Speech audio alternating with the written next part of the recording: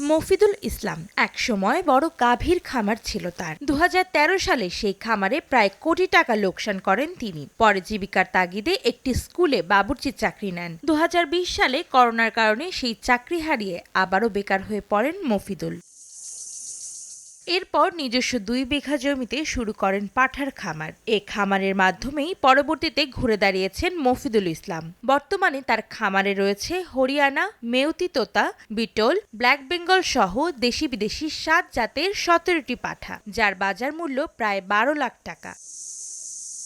পাঠা বিক্রির পাশাপাশি ছাগলের প্রজননও করা হয় এই খামারটিতে। মফিদুলের দাবি, এটি জেলার মধ্যে সবচেয়ে বড় পাঠার খামার। দক্ষিণবঙ্গে কোনো উন্নত জাতের ছাগলের খামার নাই, প্রজনন খামার নাই, পাঠা নাই।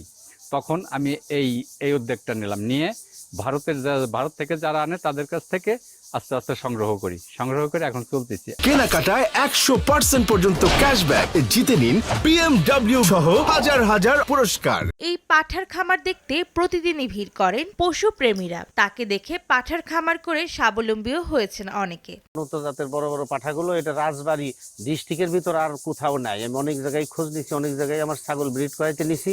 এইটাই সর্বোচ্চ উন্নত জাতের পাঠার ফার্ম। মুভি বাইরে খামার দেখে আমি 2টি খামার করেছি, ইনশাল্লাহ আমি লাভবান। ওনার এই ছাগলের খামারি দেখে আমি খামার করেছি, আমারও 10-11টা আছে।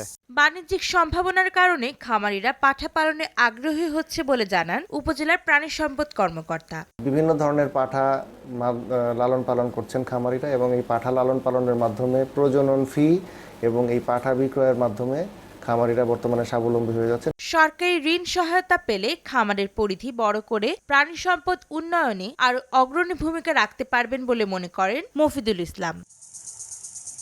সময় সংবাদ, রাজবাড়ী।